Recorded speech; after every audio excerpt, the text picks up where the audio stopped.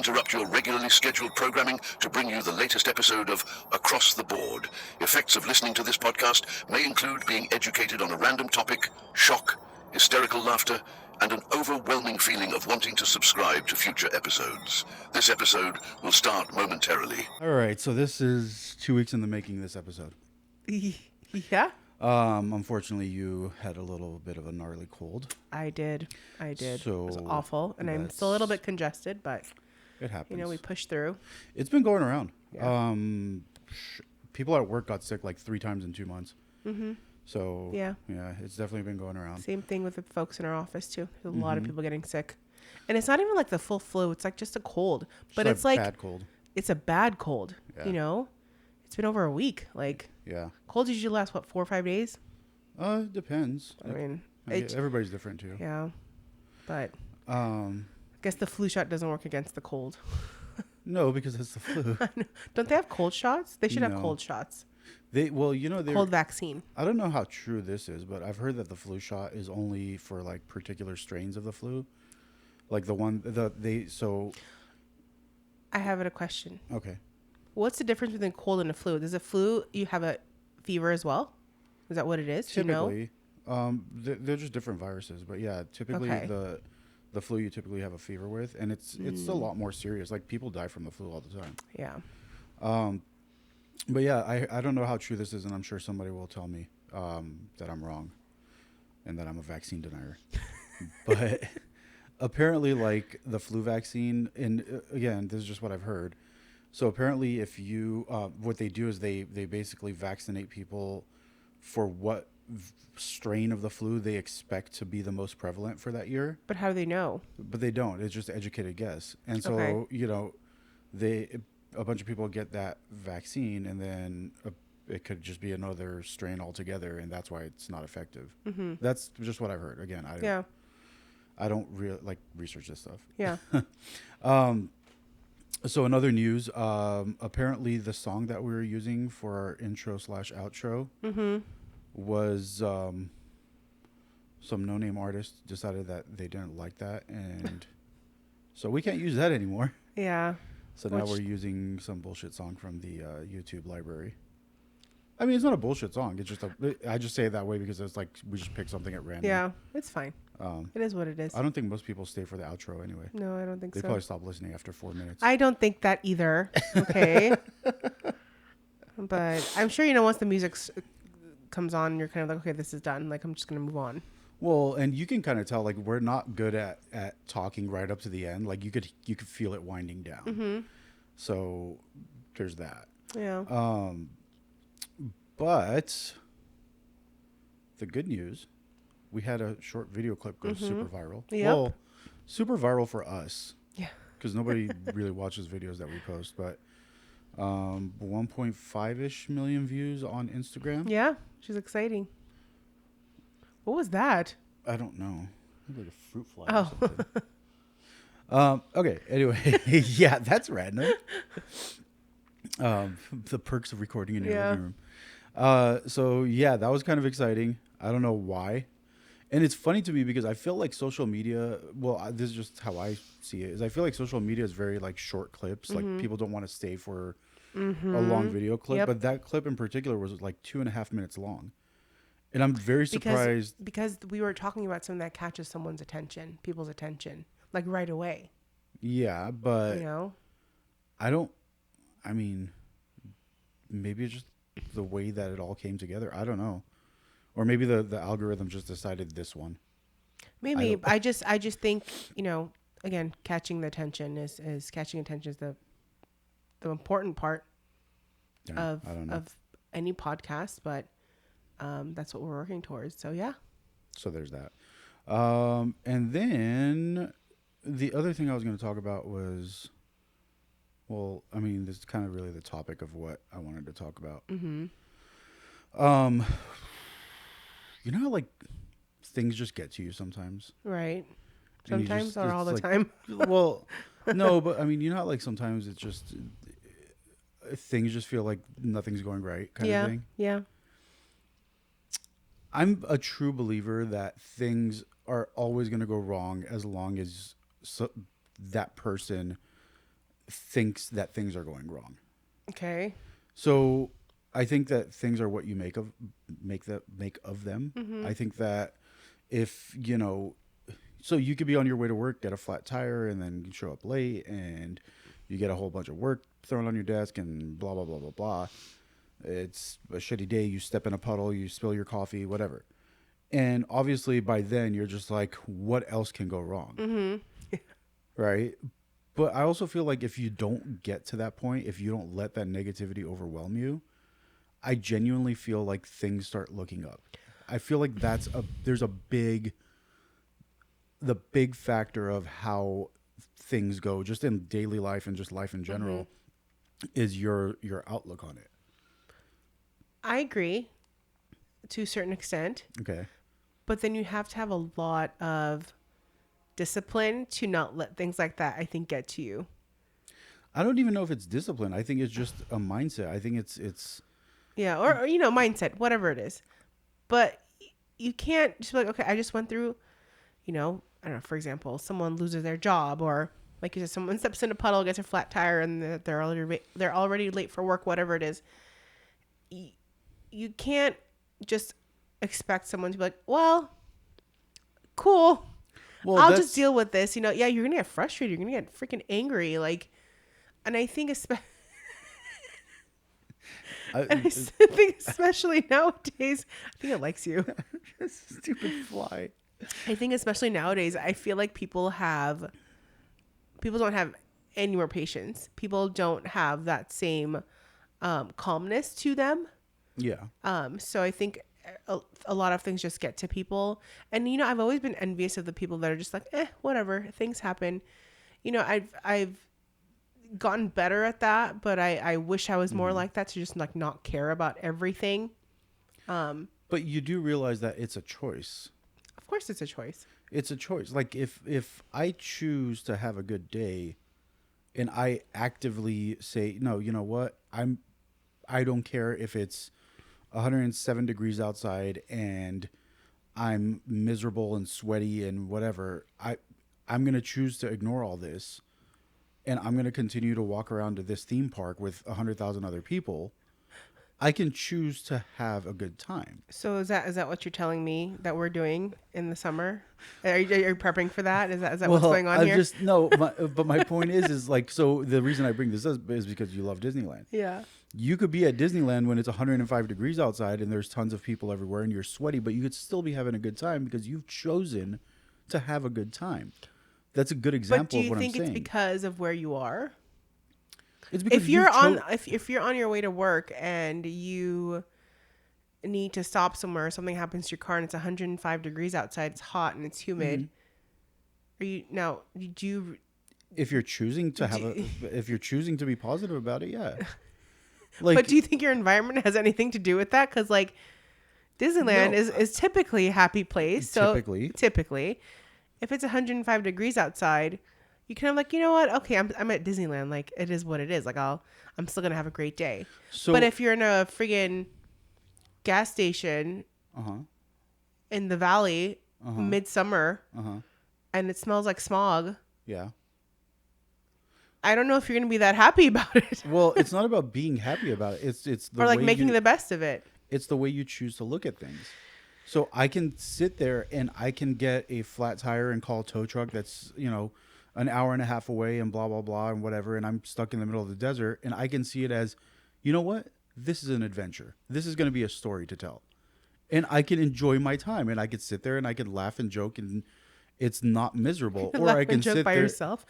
Well, I'm saying, like, if for example, I'm on a road trip somewhere and it's, the two of us, or if it's us and some friends and whatever, and all this shit goes wrong and we're like, fuck, we're not going to get to where we were supposed to be getting until night or tomorrow or whatever the case is. I could sit there and be like, you know what? It's an adventure. It's a story. This is something we're going to look back at and laugh That is true. about. We've been through a situation like that 2 years ago. Which one in particular? In Girona, in Spain. Oh, yeah.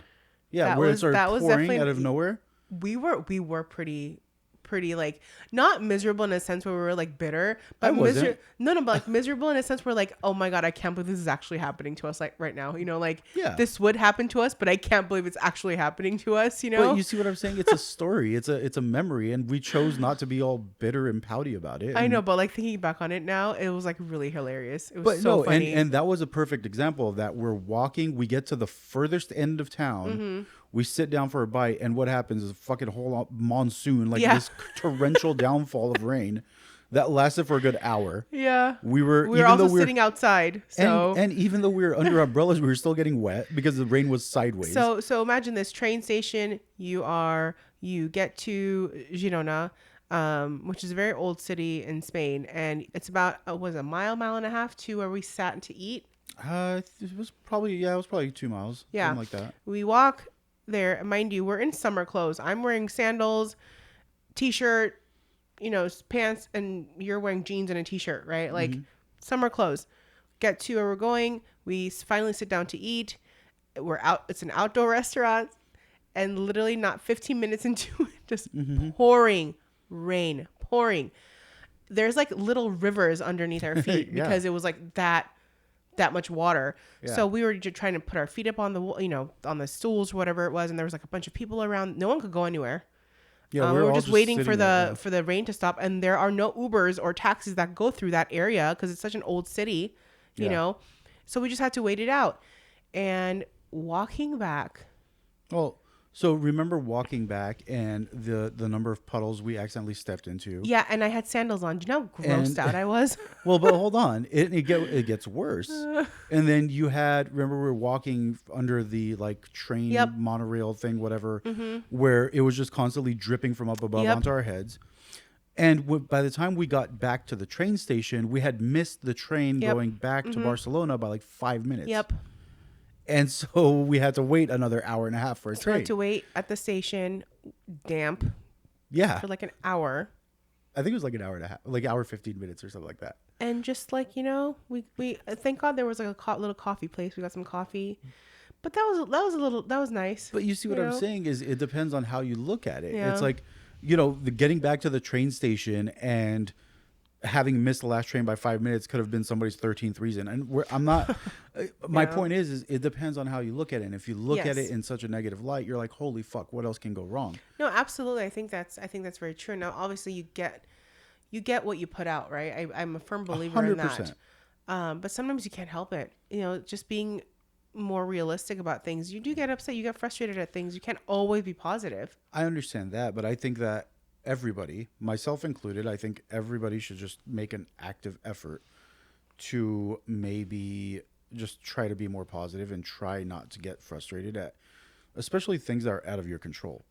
Because I mean, it's one thing if it's something that you have control over that you can change and you're like, you know what, hey, I'm just going to go left instead of go right, and now my situation's better. But when it's something that you're in the middle of that you can't control when the next train is going to show up. Yeah. You can't control the weather, whatever it is. Just choose to be positive about it and choose to ignore whatever misery you assume, like, or you think that you're going through. Right. Because at the end of the day, that's the other thing is like, it's no matter how shitty we think we are or how shitty we think our situation is. And I'm not talking about us specifically. I'm just talking about in general. There's almost always somebody that's worse off.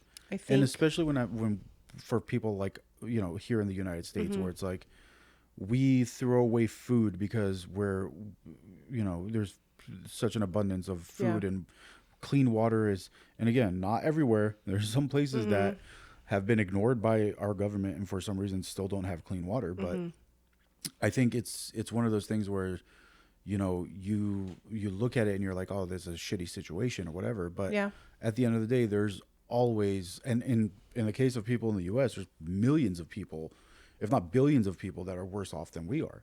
Yeah. And I hate to sound cliche, but I spread positivity. You know what I mean? It's like, it's not that hard to just be positive and enjoy what you have. And be kind. And even when you disagree with people, it's like, there's no reason to get all nasty about it. It's like, people have differing opinions. And that's something the last 5 to 10 years. Yeah. that is something that has gotten completely out of control. Mm-hmm. It's like people, and especially when it comes down to like politics and Mm-hmm. stuff, people are just nasty to each other. And it's like, for what? It's like, yeah, we disagree on who you think is a better candidate for whatever office, but that doesn't mean that we have to be horrible people to each other Exactly. and call each other names and, you know, demean each other for no reason. It's like, it's a differing opinion, and people are Exactly. allowed to have that. Yeah. So, oh, people just need to get over You know, all there's that. there's a quote that I try to think about whenever I'm feeling a little down. It's something like, there are people out in the world who dream of the life that you live.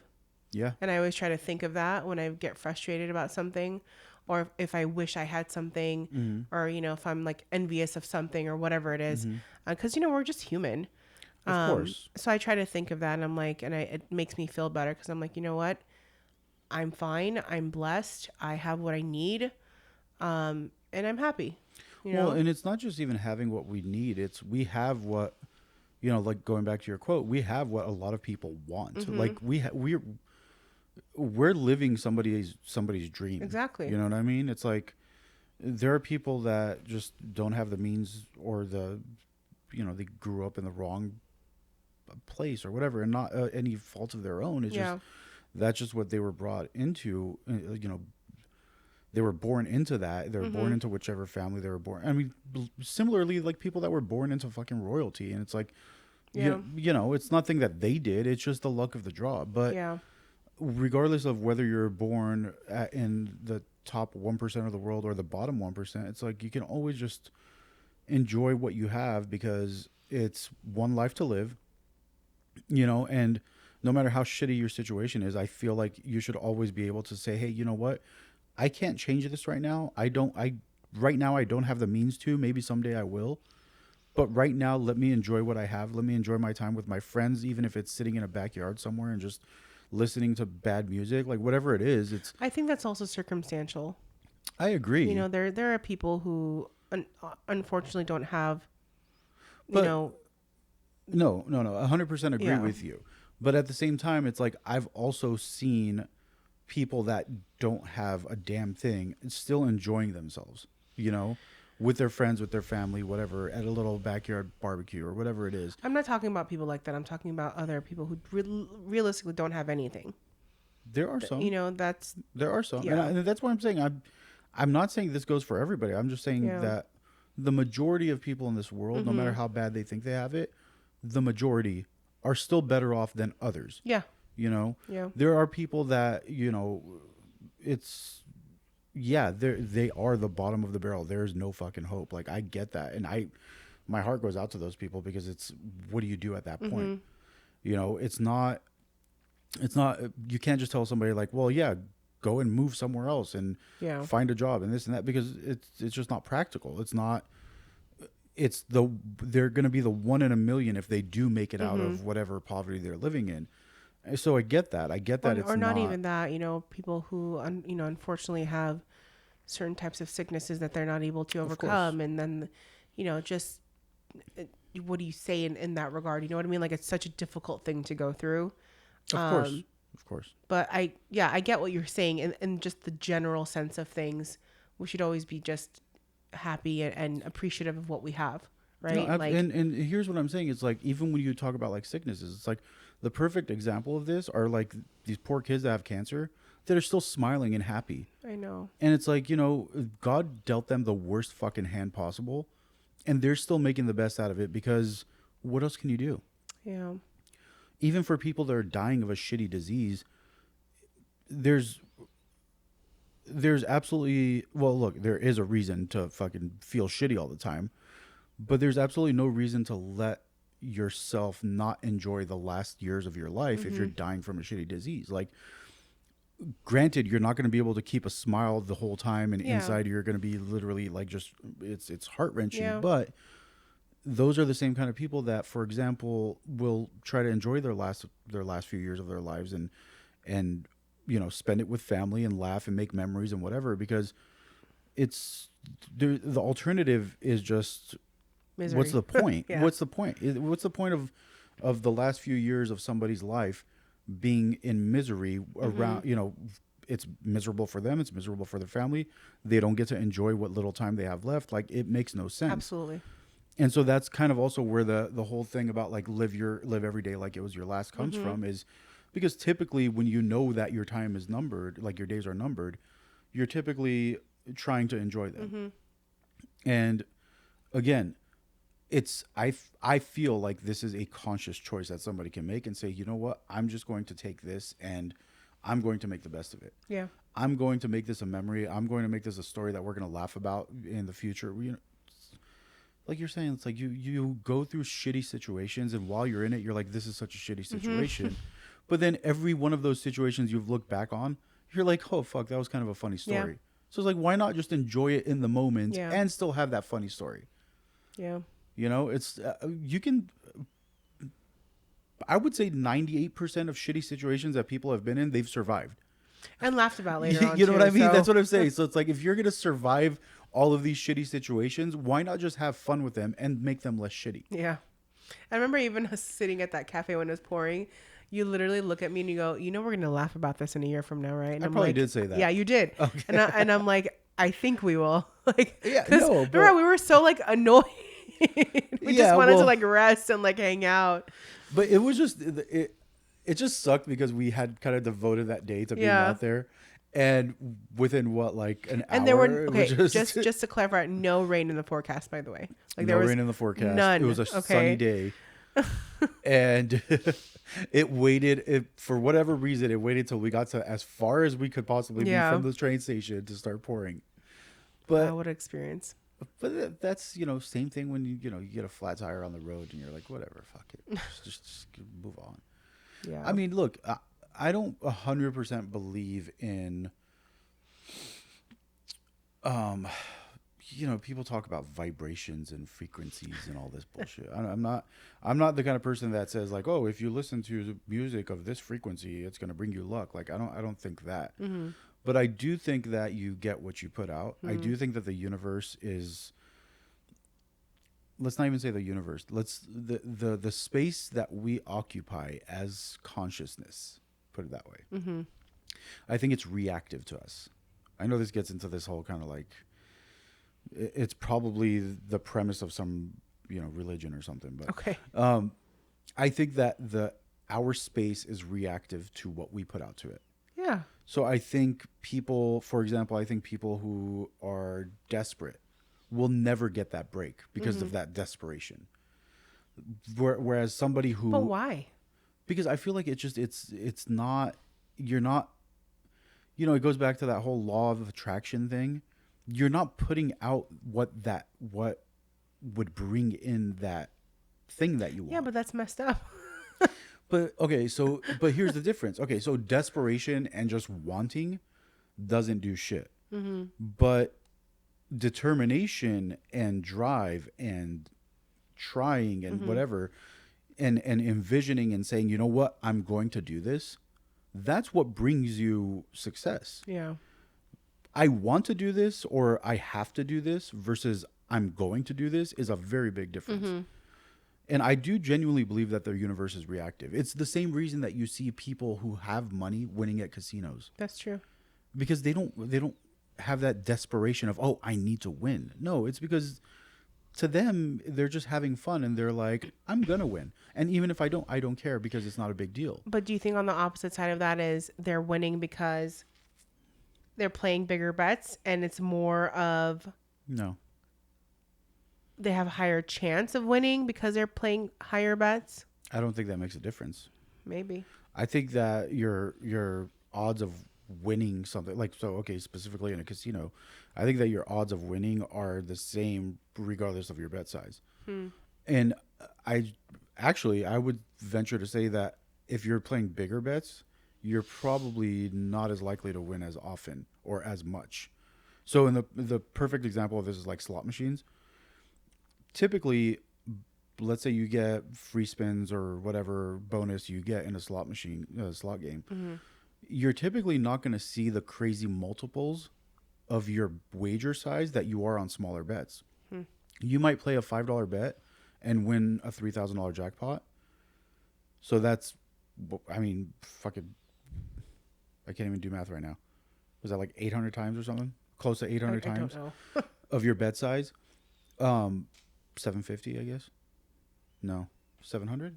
What do you, I lost you there. I don't know what you're talking about. Anyway, honestly. let's assume you okay. Let's assume you play a $5 wager on a slot machine. Okay. And you get this bonus, and you get this huge fucking jackpot, and it's it's 1,000 times of your bet. You get a $5,000 jackpot. Okay. The likelihood of somebody playing a $100 bet and getting a $1,000 jackpot is less than that person that's playing that $5 bet. Okay.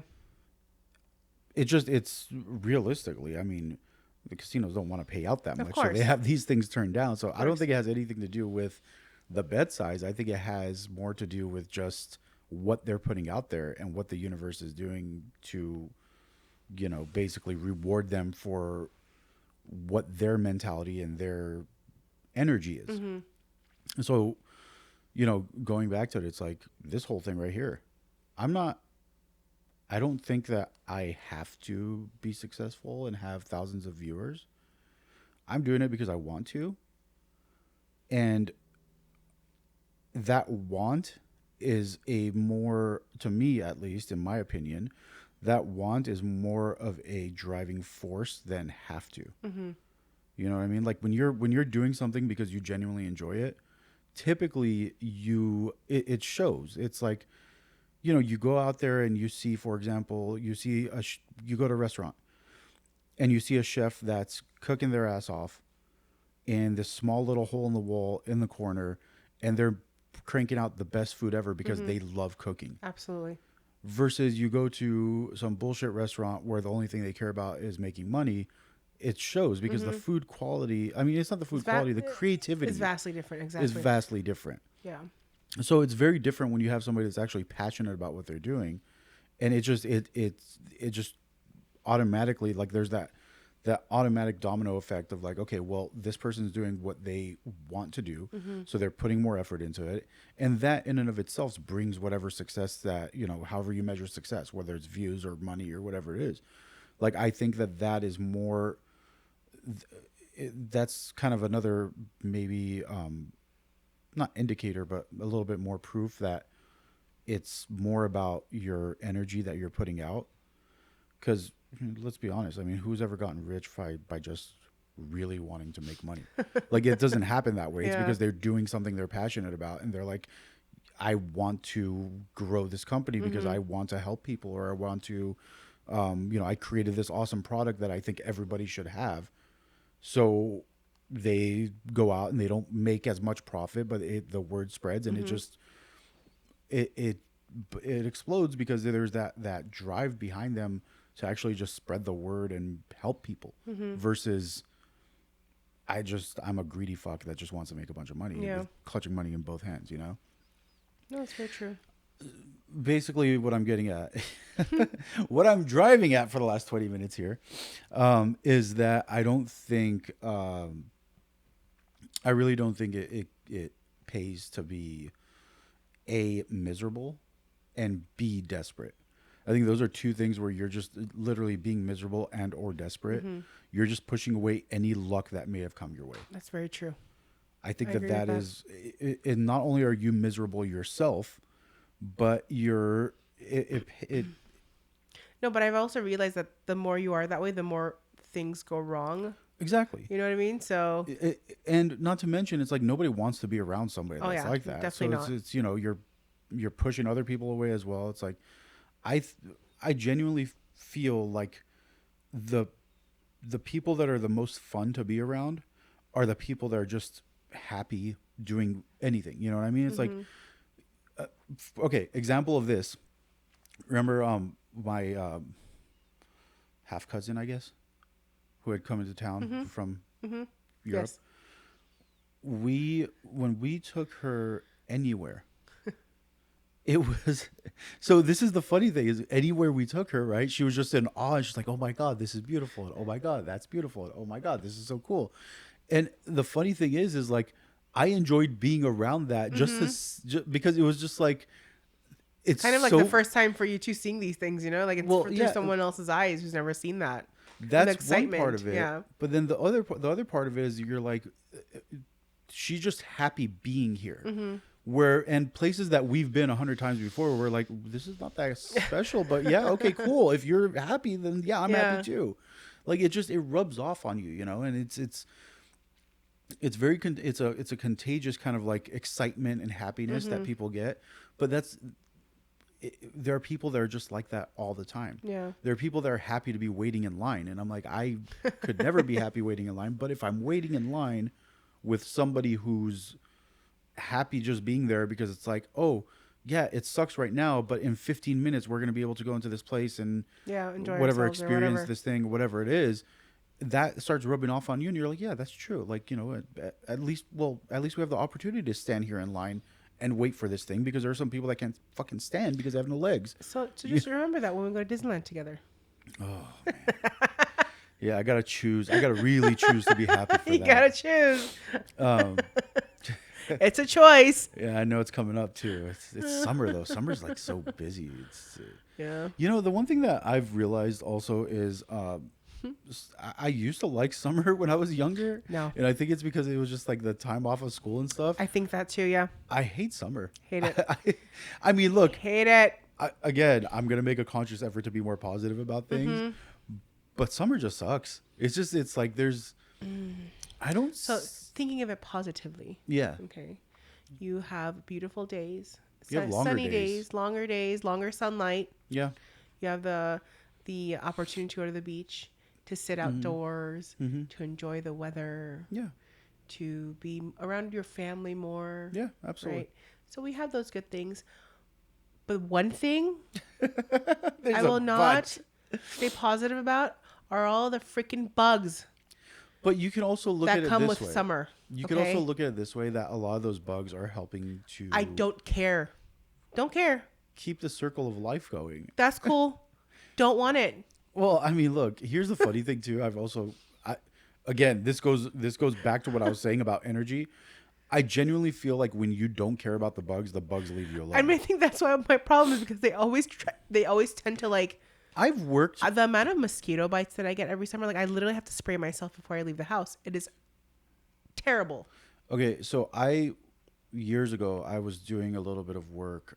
This is back when I was still doing like construction work. I was doing a little bit of work right next to this lavender bush. Nope. That was overrun by bees, Nope. Pollinating and stuff. Mm-mm. I did maybe 2 hours of work there. Literally, right. I mean, I'm kneeling down next to this bush with all these bees flying around my head. At no point did any of these bees do a damn thing to me, because I left them alone. They left me alone, and we just each minded our own business. Yeah, I leave them alone. I don't seek them out, but they're just terrifying for me. I don't know what it is. I've always been terrified of insects. Because they feel your fear. I don't know. Like, why? That's another weird thing to me, is I genuinely feel like animals can feel fear. Maybe.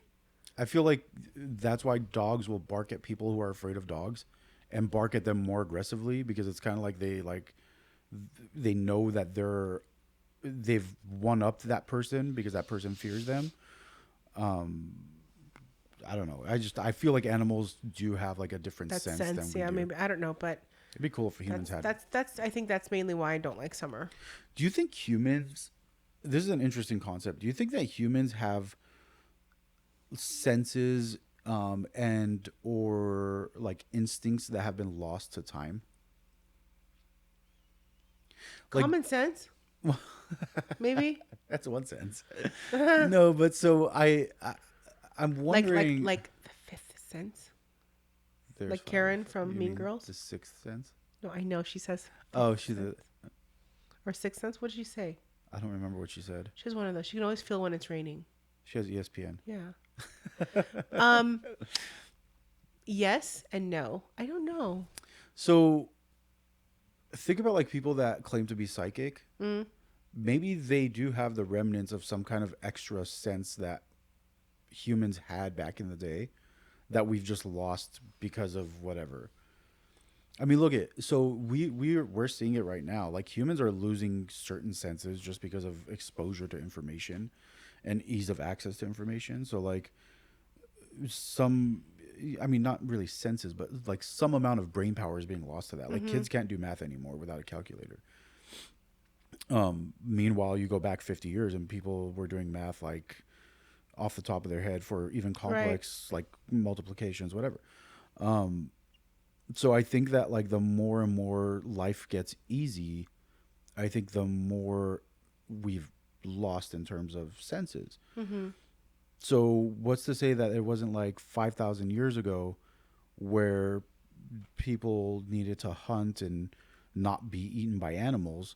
Maybe they had extra senses that kind of like better hearing or a little bit more of a almost like a better sight or something like better that. sight, or maybe like even more like of an instinctual kind of like feeling that they can feel when there's the presence of animals around or stuff like that. How do you think it's why do you think it might not be the opposite, where we have more now than we did before? Because I don't think we're using our brains as much as we were back then. You had to use a lot of brain power to hunt a fucking, woolly mammoth. Like you're not. You also have to use a lot of brain power to build a building. Yeah, but we have so many tools, and but we have so many tools now that we didn't have back then. So those tools make it obviously easier. Mm-hmm. Plus, building a building is not a life or death decision. Mm-hmm. Fighting a saber-toothed tiger out in the middle of fucking nowhere, that's going to kill you. So your brain better be on point at that. Yeah. At that fucking, what is that? Fight. Jeez, I can't find my words today. Another example. But you know what I mean? It's like when things are life or death, obviously your brain is going into overdrive. It's using a little bit more processing power. You're getting more shit done. Yeah, but it, that's just all dependent on your environment. I think you use certain senses depending on your environment. I'm just saying that just in general. We don't really need to be afraid of a saber-toothed tiger popping out of the bushes attacking us. But we don't now, but that's what I'm saying. I would die. Like, there's no way. There's no way. Feast. Here I am for your entire family. Just have a reunion. Here I am. Like, I don't think I don't know the ins and outs, but I don't think they would have been living in the cities. I'm just saying. Just giving you an example. But my point is I think just in general, I think people were just forced to use a lot more. Sorry, I just imagined a woolly mammoth coming down the main street here, and I don't know why that's so funny to me. It might be possible one day. But that's really... they're working on, that one company that bred the three dire wolves? The wolves, yeah. That they're also working on bringing back the woolly mammoth. That's cool. Yeah. But realistically, the woolly mammoth is not something to fear. I think it's a big elephant. It's a furry elephant, basically. Yeah. They're not even that big, apparently. Oh, really? Yeah, they're well. That's the funny thing is they're about the size. I think they're between the size of like an African elephant and an Asian elephant. There's something like that. They're not that huge.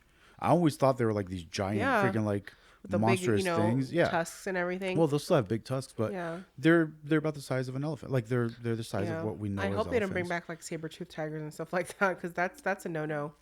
They're working that's scary. On that. They're working on that one too. I don't know if they're Where would they live? In the Arctic? I don't know what their climate, like what kind of climate will saber-toothed tigers Well, I mean, I saw them in Ice Age, so I'm just assuming. But I think they actually did live kind of all over the place. I think like California did have some saber-toothed tiger skulls as well that they found. They're all over the place. It's just a cat. I mean, it's like a mountain lion. We have mountain lions down the street. But they're like way scarier looking. With their they just have really fangs. Big teeth. Yeah. But I mean, look, I don't care what anybody says. I am going to be just as afraid of a mountain lion as I am of a saber-toothed tiger. That's true. To me, it's not going to make a difference if it's got the giant teeth or it's got smaller, shorter both teeth. Can definitely do some damage. I'm going to be equally as scared as from and both we have of those. We have mountain lions nearby. We're right down the hill, so. But that's what I'm saying is like it's not unthinkable to think that they might one day be back out in the wild. Maybe we should stop playing with gene splicing and all this shit. I don't like it. I feel like we're gonna have a whole Jurassic Park situation at some point. Apparently, we can't do that. Oh, we can't? No. Why? We don't have viable dinosaur DNA. Okay. So there's no. I mean, they could genetically engineer a dinosaur. Basically, take a bunch of different DNA from different animals, splice it together into what would be a dinosaur. Okay. But we don't have the DNA to actually bring back a dinosaur that did exist. Interesting. We could recreate one, but we can't bring back one that actually lived back then. So we should maybe not. it's like the difference between like having an original version of a car or a replica. That's basically what we're like a fake Louis or a real Louis. Probably something somewhat similar. I'm just kidding. I was thinking, I don't know, but anyway, I would like a positive spin on something like that, but I just don't know how I could positively spin bringing back animals that are extinct, because I mean, look, there's multiple problems with this. One is these animals went extinct for a reason. They'll probably go extinct again if we leave them up to their own devices, which means that chances are that humans are probably going to just keep these things in captivity for all their lives, which then brings up the ethical question of like, why even bring these animals back if you're just going to lock them in a fucking cage and study them all day? Like, this does nothing for the animal. It's cruel. And it does nothing in terms of you're not going to repopulate the earth with this animal, because it clearly didn't survive the first time around. Probably going to be a reason that it can't survive this time around. I don't know. We'll see what happens, I guess. Who knows? It's I mean, we're just at the very beginnings of this thing, but like it's an interesting concept, but I just don't know if it.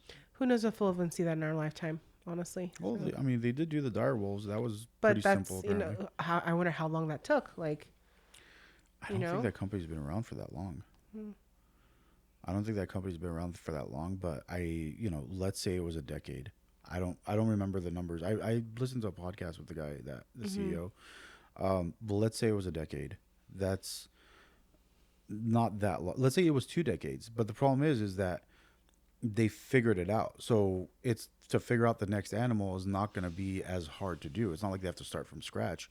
Now they already have the foundation. Yeah. Yeah, they have the playbook by what they need to do. So now they just move on to the next animal. Right. So it might be, who knows, a couple of years from now, we might have fucking hairy elephants walking around. That's kind of cute. Apparently they did, you would like this. Actually, you have your phone. Yeah. Look up the woolly mice. Woolly mice? Yeah, they used woolly mammoth genes and they spliced them into mice. And they created woolly mice. Oh? Yeah. Oh my gosh, they're so cute. Exactly. So yeah. I don't like mice, but they're so cute. But so that's. It looks like a smaller hamster. Basically.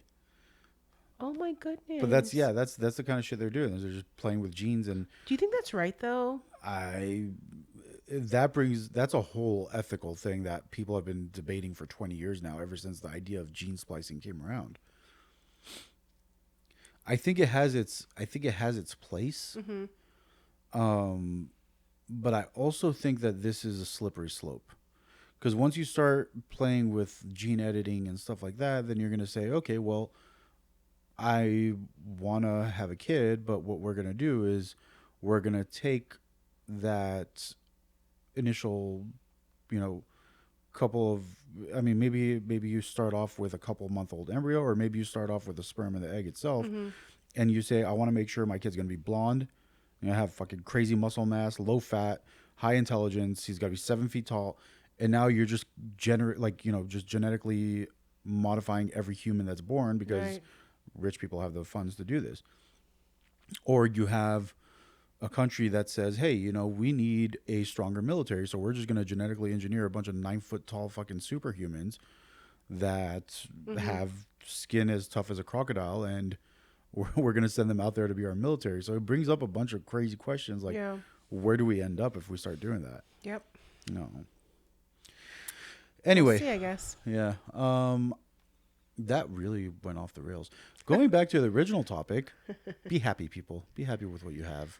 Be happy, Life be kind. Is not so hard. I think more than anything is just be kind. Yeah. I think that at the end of the day, like, we definitely need it nowadays too, People need to be nicer to each other. Look, I don't agree with what the genetically engineering people are doing, but I'm still going to be nice to them. I'm not going to go and try to tag on their building or fucking throw red paint on it, because it's like, that is what they're doing. I mean, I don't agree with it, but I don't have to. Yeah. And I'm not going to try to get everybody to bend to my whim and do what I want them to do. It just doesn't work that way. Right. And the funny thing is it seems like it's only the last decade or so where people started thinking like that. Like prior to that, people were just like, people feel okay. entitled. You know what I mean? Like, yeah, they're so quick to judge and so quick to complain about certain things too. But Isn't it exhausting though? Like, exactly. being that way, isn't it? Look, I'm not saying we're perfect. I'm not perfect. Of course not. I'm not always the nicest person, but I try to always be. Nobody's you know perfect. What I mean? But just, it doesn't take a lot of effort, you know? Well, exactly. So yeah, nobody's perfect. It's not, I don't think anybody should expect other people to do as they believe. I don't think that you should expect somebody to vote the same way that you vote. I don't think that you should expect people to have the same feelings about eating animals, for example. You know exactly, what I mean? Like, about being vegetarian, about fucking abortions, about adoption, about religion, about any of these stuff. Like, don't assume that people are gonna automatically agree with you, and just because they don't agree with you, don't assume that they're bad people. Exactly. Like, people are just entitled to their opinions, and everybody can and do something different. And at the end of the day, it's people are gonna argue, well, it's bad for society. It's like, well, who are you to decide what's bad for society? Maybe you're the one that's wrong. Yeah. You know what I mean? So it's like, just let people do as they want. Just don't be so fucking cruel to everybody. Like, right. If people stopped being cruel to each other based on beliefs and stuff like that, like for example, religion is the big one. Yeah. Entire wars are being fought over religion. It's like, maybe just let people believe what they want to believe. Exactly. Like, what is it to you? We're one step closer to world peace. It's like, absolutely. I don't know. Just like, let people do what they want. Let them live. Let them have their own beliefs. It's fine. Yeah, seriously, it's not. It doesn't affect you in any way. Exactly, like, it's not going to affect you. It's even if you think. How is it changing your life? That's it's the like, thing. It's that's not the doing funny anything thing. Like, for you. People like to make that argument of like, well, it's not right. It's like, okay, but what does that do to you? Exactly. And who are you to say what's right? You know, like. Exactly. Just live your own. Like, mind your own business, right? I've been toying with that idea of how do I know I'm right about something, like whatever it is, whatever we want to talk about. Yeah. Where I've said, okay, well, I think that this is wrong, and I think that this is the way things should be. But then I always sit back and I'm like, but who am I to say? Like, maybe I'm the one that's wrong, and maybe they're the one that are right. You know, so people need to be a little bit more open-minded and less opinionated, I guess. Absolutely. Especially when it comes to other people's whatever, you know. Yeah, and I'm sure all majority of millennials will know where this is coming from. But like Ashley Banks said, mind your business. That's all. Just mind your business. That is all. I can't believe you went back there. Just mind your business. That's all. Revolutionary woman. Let me tell you, she's right. She's right. Maybe she was. Anyway, thanks for listening to our little rant / spiel / Absolutely. Thanks for joining us. Thanks for coming to my TED Talk. I can't even say TED Talk. All right. Thanks for watching, and catch you on the next episode. Till next time.